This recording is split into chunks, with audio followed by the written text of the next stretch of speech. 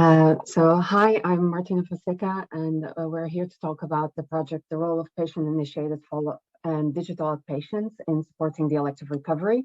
More specifically, can we better size the potential of these interventions to help clear the backlog?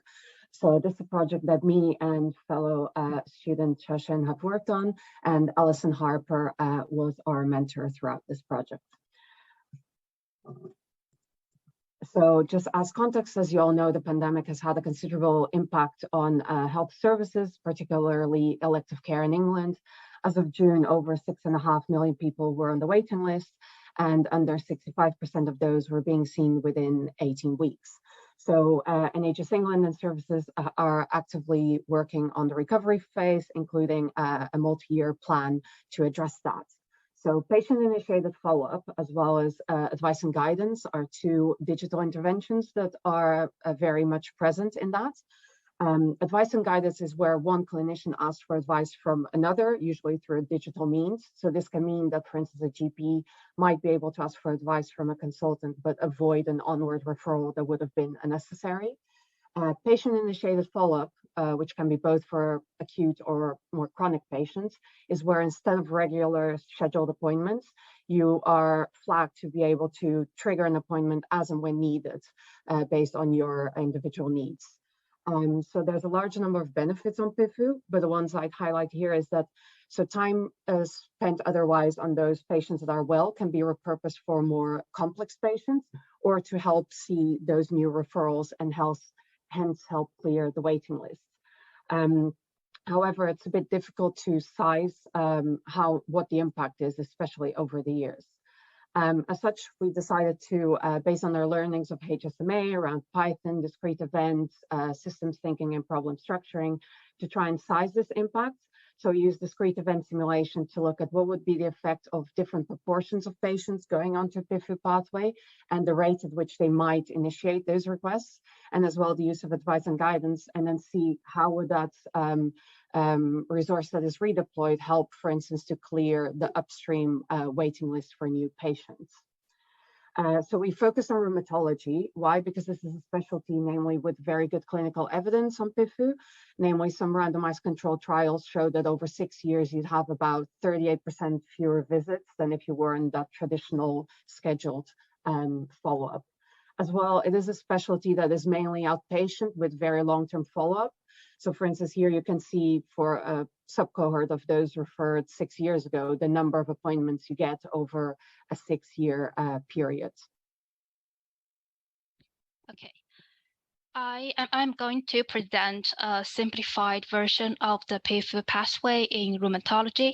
So when patients are referred, they will queue for their first outpatient appointment. Some patients will only have the first outpatient appointment. Therefore, they would be suitable for advice and guidance, which is a pathway where patients' issues could be addressed by the GP and without any onward referral. For most patients, they will queue for the first outpatient appointment and then also follow-up appointments. When the patients have been in the system for a while, they will be given the option to join the PIFU or not. The PIFU pathway and the traditional pathway are similar, but patients in the PIFU pathway tend to have less frequent appointments. They happen around like every 7 months in the PIFU, but about like 4.5 months in the traditional pathway. And all the patients will only be followed for a certain period. After that, they will be discharged from our simulation. The advice and guidance and the PIFU are the two interventions in our simulation model. Next slide, please.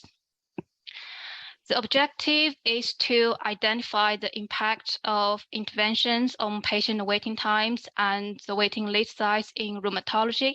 So therefore, we have 3 key performance indicators: referral to treatment waiting time, referral to treatment waiting list size, and the occupied resources.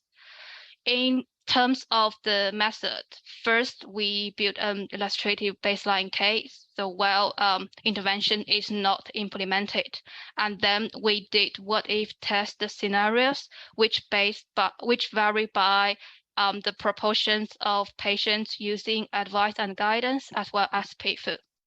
We simulated our model for 8 years. By the end of year 5, the interventions started, and the patients were observed for the next 3 years, and the 3 KPIs were measured in the last year. Next slide, please. We used the SimPy package in Python for the modeling, and the time unit is 1 day.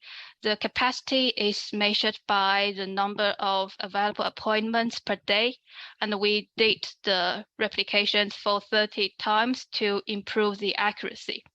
We also assigned different priorities to different kinds of appointments. For example, the traditional and routine outpatient appointments were given the first priority because they are normally pre-booked by the service providers. On the right is a summary of parameters used in our modeling, including the baseline values, the distribution type, as well as the data source. Next slide, please. This is the result for our baseline case.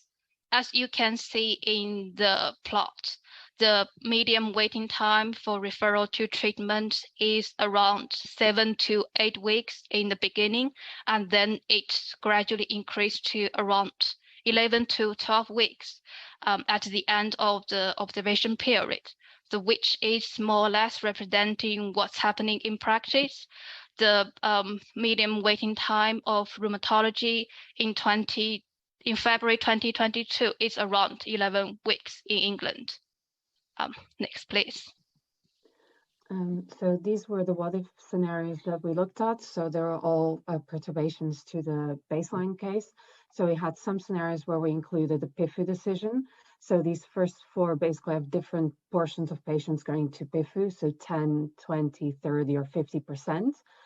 Then we had one scenario that also had 20% going to PIFU, but we were a bit more conservative in saying how much less there would be triggering of appointments compared to the traditional follow-up. And then we had 2 scenarios where we had advice and guidance, one without PIFU, so where we said 15% of all first appointments could be avoided. And then the second one where we considered both that effect of 50% on advice and guidance and also 20% of those with follow-up going onto a PIFU pathway. So this is the example. So the first plot, these show the median waiting time over the 3 years of our simulation. So this is the graph that Xiaochen already showed for the baseline. So for instance, on the right-hand side in blue, we have, if we had 20% on the PIFU pathway, you could see that this would, in our simulation, stabilize the waiting list at around 8 to 9 weeks.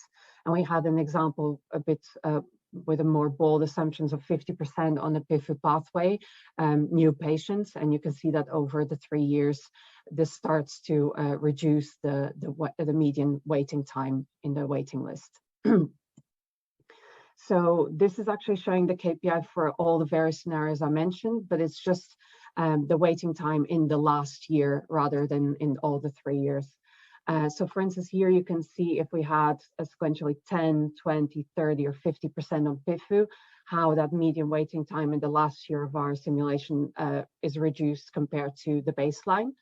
And for instance, here we have that other intervention, advice and guidance. So if 15% of all referrals were to be avoided, you can see the impact that has after 3 years of having that continually implemented. So to conclude, so our aspiration and from the learnings of HSMA is to continue advocating for pathway and behavioral modeling, both in decision-making centrally and also at an integrated care system. So we're hoping that these use cases and the open source data can contribute to that.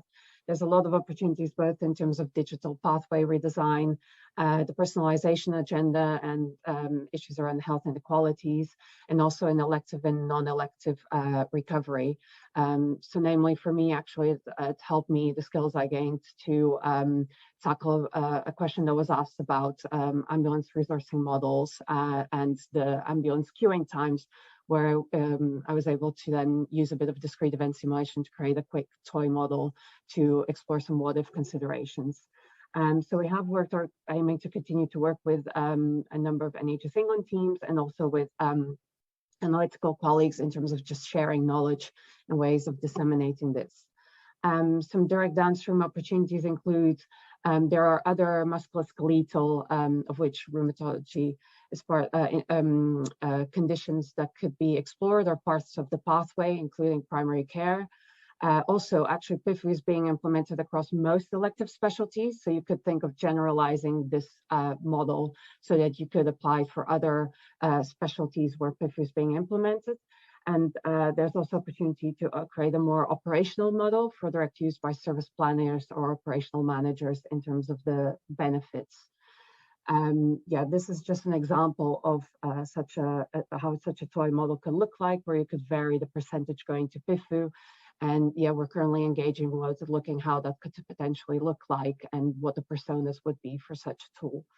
And yes, finally, we just like to thank everyone that has helped us throughout this, and feel free to contact us or have a peek at our project. Thank you.